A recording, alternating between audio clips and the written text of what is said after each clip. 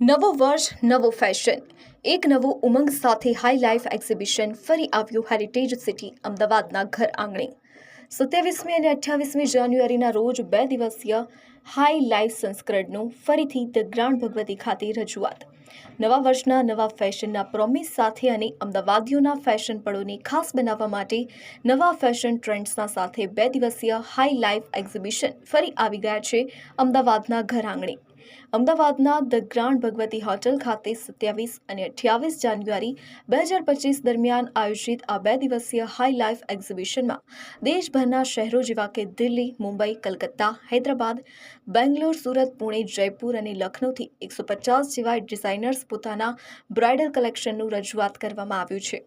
ઇવેન્ટના આયોજક એબી ડોમિનિકે જણાવ્યું હતું કે આ 2 દિવસીય હાઈ લાઈફ એક્ઝિબિશનમાં દેશભરના ફેશન ડિઝાઇનર્સના દ્વારા તાજગીપૂર્ણ રીતે બનાવેલ આગામી વર્ષ માટેના બ્રાઇડલ ટ્રેન્ડ્સ, ફેસ્ટિવ વેર અને હોમ ડેકોર જેવા માટે તૈયાર રહો. Myself Rakhi Jain, I am the founder of Wonder Woman Club and आज जो हाई लाइफ एग्जीबिशन ऑर्गेनाइज की है, I request all the Ahmedabadis do visit for superb collection. Vedic collection के लिए आपको सारी चीज़ें एक ही जगह मिल जाएंगी and do visit High Life exhibition on 27th and 28th at Grand Bhagwati. Thank you so much.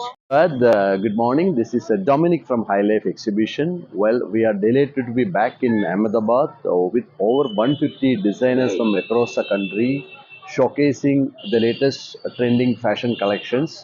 अभी अब पता है दिस इज शादी का सीजन है. हमारा जो designers mostly focusing on the wedding collection, wedding trousseaus we plus મારું નામ પટેલ ગિરીશ કુમાર લાલજીભાઈ, ભારતીય મજદૂર સંઘમાં પ્રદેશ મહામંત્રી તરીકેની જવાબદારી વહન કરું છું.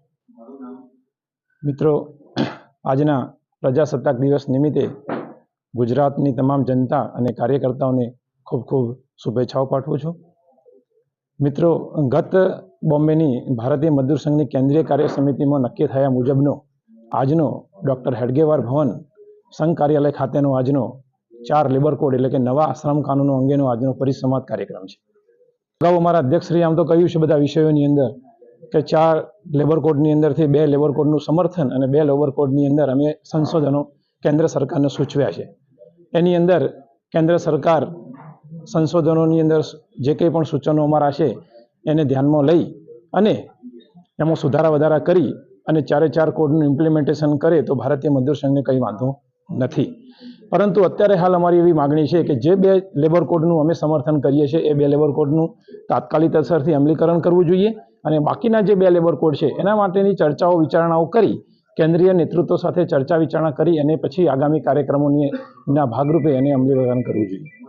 જો કેન્દ્ર સરકાર અમારા 2 અમારા સંશોધનો છે એની માગણી સ્વીકારતું નથી તો કેન્દ્રીય કાર્ય સમિતિની અંદર જે કંઈ પણ કાર્યક્રમો સમગ્ર ભારત વર્ષની અંદર કરવાના થશે એ નક્કી થશે. એ જ